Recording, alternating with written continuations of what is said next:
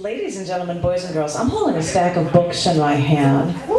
And, well, and wow, and actually there's like this very sensual shot of this bikinis of this person on this Seductions poem, a book from Cotton Campbell. And actually, there's the Knight's Playground. There's a bunch of really cool things here.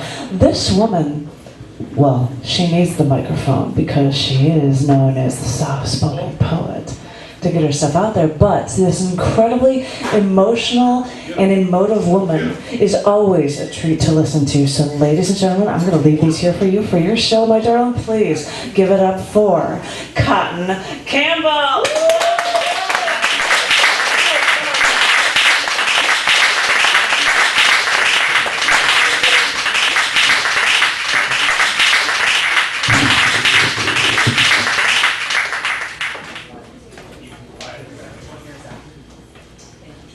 Everybody.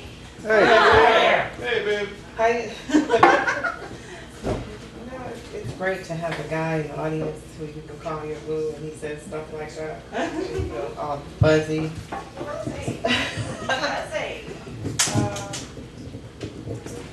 So I'm going to actually tell you a little bit about me before I go into everything that I go into. This is something I haven't done before, but I love this stage because I can do that. Janet allows us to just kind of do your thing when you come up here. It's no pressure, Right. you know. So a few years ago, I want to say in 2010, I decided my son decided that he wanted to go to Las Vegas. So he asked me to drive him. Now he's moving to Las Vegas, so I do. I drive him to Vegas. We get to Vegas, I drop him off, and halfway out of Vegas, I get a call from my cousin who lives in Kansas to tell me that my other cousin was in the hospital. She's in the hospital, and they told her that she has cancer. And I'm in Vegas on my way back to California, so I'm nowhere near Kansas. So I have to try to figure out how to get from Vegas back to California, from California to Kansas. I said, hey, call me and let me know what's going on so that I'll know what to do next. The winter comes and a week passed and you can't come because the storms are too bad, nobody can drive. Another couple weeks pass and I'm getting these text messages from my cousin to tell me that she's still hot, she's still a hot chick even though she's got cancer and she can't eat and she's going through all these things. And her and I used to dance together. So she asked me if I remembered a dance number and I was like, yeah, you made me nervous because you forgot your routine. And we laughed and moved on. And every day I would get a text from her saying, are you on your way yet? Are you on your way yet? And I had to tell her no. I finally get to Kansas. It's me and my cousin, me and my daughter, my best friend at the time, and we drive from California to Kansas City. It's winter. It's still cold. There's snow on the ground. I drive through the Vegas, through Reno, it was horrible. I wanted to turn around and go back the other way, but I made it through. Get to Kansas, I haven't seen these people in probably almost 10 years. So immediately when I get to hospice, the tears of joy and the tears of sadness, all at the same time.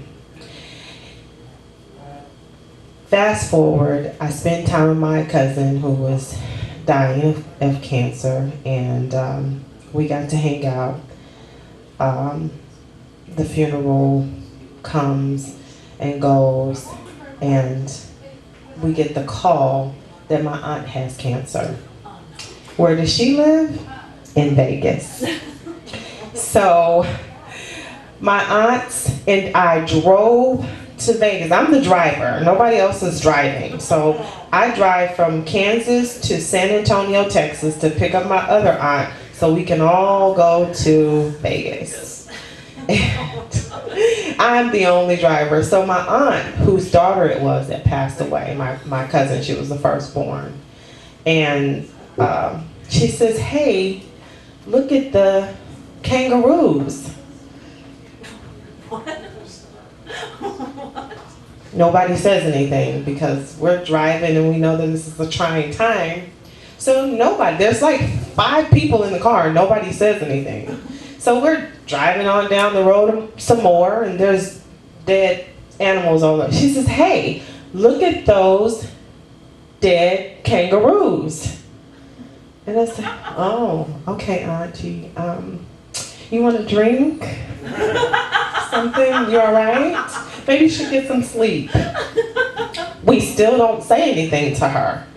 So finally, there was something I thought was wrong with my car, so I pull over and we checked the car, everything was fine. And she says, hey, there's another kangaroo. And I said, Auntie, you know that's a deer, right? She said, well, what did I call it? I said, you've been saying kangaroo for like 10 hours.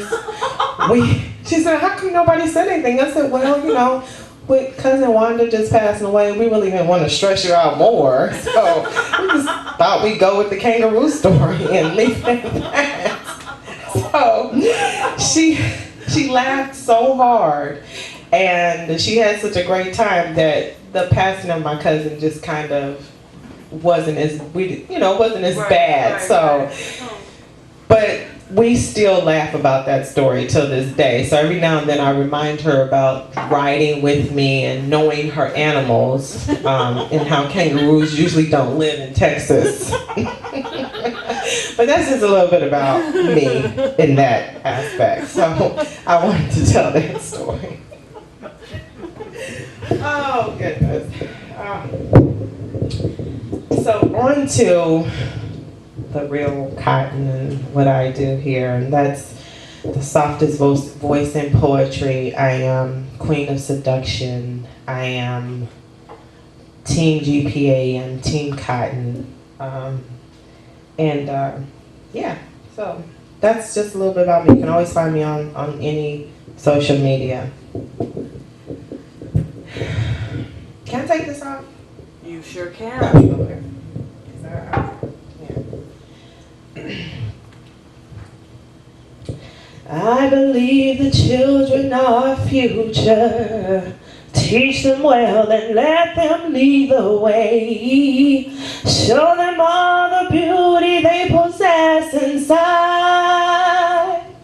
Give them a sense of pride to make it easier. Let the children's laughter remind us how we used to be. Everybody's searching for a hero.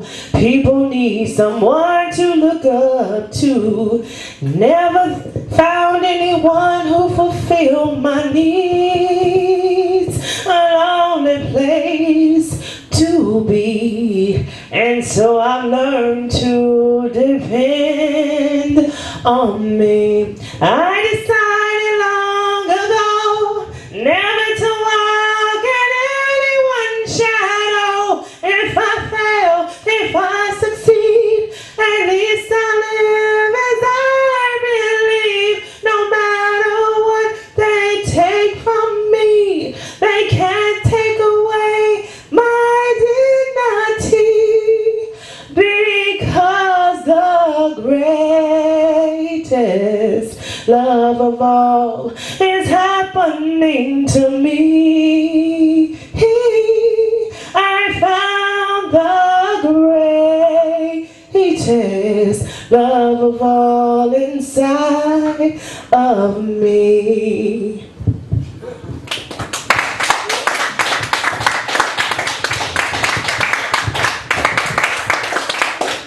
Thank you. So I'm going to actually, I wrote new stuff, and because I wrote new stuff, it's not memorized, which I usually like to do, but this is to go into the new book, which I still haven't given it a title yet because it's very personal, and so I want to make sure that I give it the right thing. It's got to come way down deep. But this is actually a tribute to my teammate, my love, my partner, GPA. I couldn't sleep, so I wrote about you. My thoughts became a reality, mine. You became my life. Love doesn't exist if you aren't in it. My heart is fed by your romance. My smile shines brighter because you create more laughter, more light to these brown eyes. My spirit is filled with sunshine, sunlight, moon rays at night, and no candles have to be presents, just your essence. Your aroma, your scent, I could drown in it and know that heaven has opened its gates so I can live. I'm filled with many words, rhymes, twisted statements, profound and life-changing, silent movements, loud gestures, suggestions of passions, whispers of erotic sounds gracing your ears. Your eyes can't wait to see the beauty that waits, and I'm here. Come close, closer. I couldn't sleep, so I wrote about you. Loving you has kept me awake, so I lay awake thinking of you and praying. 15 minutes ain't enough, but I'll take 5 if you give me your love. Every minute of the day, 365 days, even when you're away, it helps me through these days and nights like this of not being able to sleep. Maybe someday you'll write about me. I am your poetry. I am your poem. Softly spoken.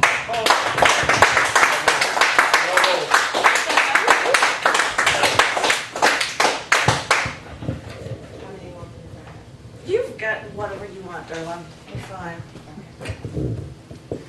When I first met GPA, well, before I met GPA in person, we used to do these conversations over the phone. And I lived in Sacramento, he lived in Chicago, and he would call me and say, take a walk with me. And I would be like, okay, while I'm putting on my tennis shoes and walking out the door like, I can't believe he's asking me to take a walk, but I'm gonna walk with him because I like the way he sounds on the phone. So there was a conversation that we had, and I won't tell you the conversation, but I made the statement to him, and I said, you're beautiful. Do you remember when I said these words to you for the very first time? I didn't think you'd ever be mine. It was the furthest thing from my mind. I just wanted you to know that I see your smile when we talk.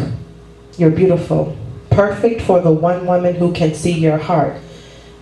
Love you from this day forward. Allow you to regain what was once lost. It's far from hard. I see your pain, and I need you to understand that it's only temporary. You're beautiful. Not because your pockets run deep, but because you look out for me. Not because you're just a good father raising your daughter, but you're a good son and brother. I see your heart. When you look at me, you're beautiful. It's piercing my soul. I know the last woman stole what was gifted to you. Let me reintroduce myself to you. I'm Cotton, and I want you to know, GPA, you're beautiful. Softly spoken.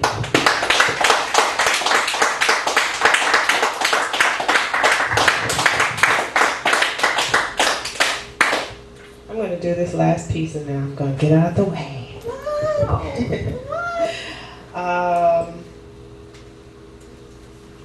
I wonder if he would ever cry for me.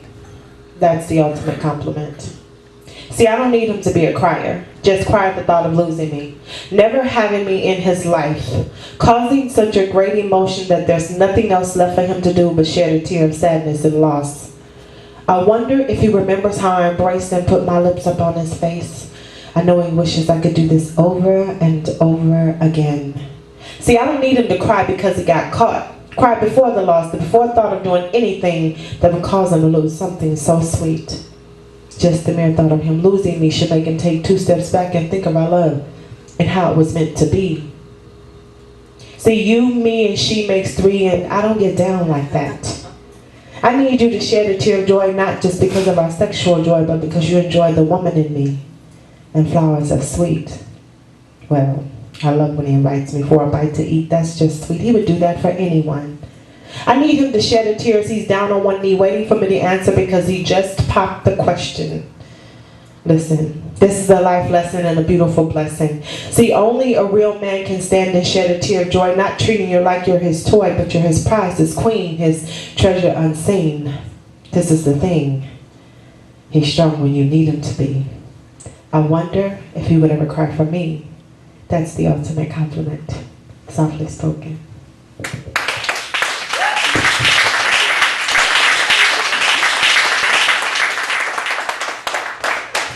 Ladies and gentlemen, boys and girls, I don't think that was loud enough. Give it up one more time for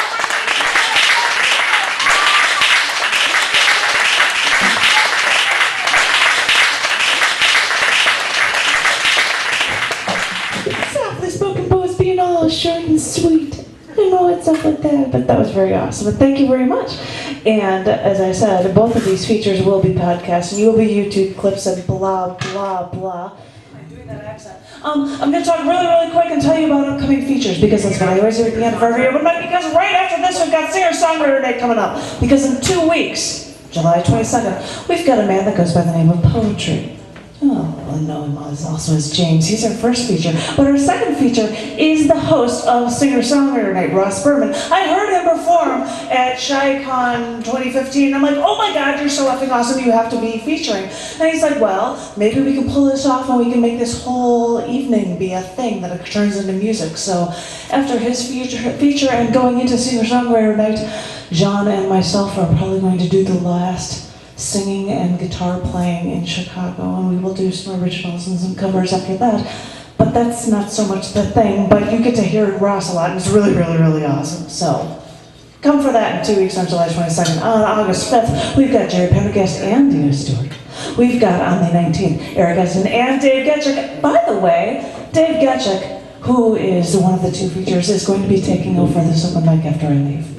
He's yeah, give it up for him. He's not here right now because he has nothing to do. But he's going to be awesome. I have no idea what it's going to be like after I go, but he's triple plus awesome.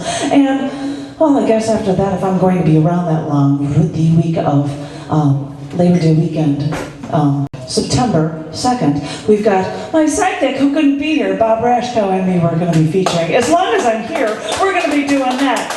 And if you wanted to know anything about any of the features while I'm hosting this thing still, you can always check it out at www.chaoticarts.org/thecafé. And thank you all so very much, and I look forward, I hope a lot of people, including Dallas Mailers, are going to stay around for Singer-Songwriter Night, and I look forward to seeing you all in 2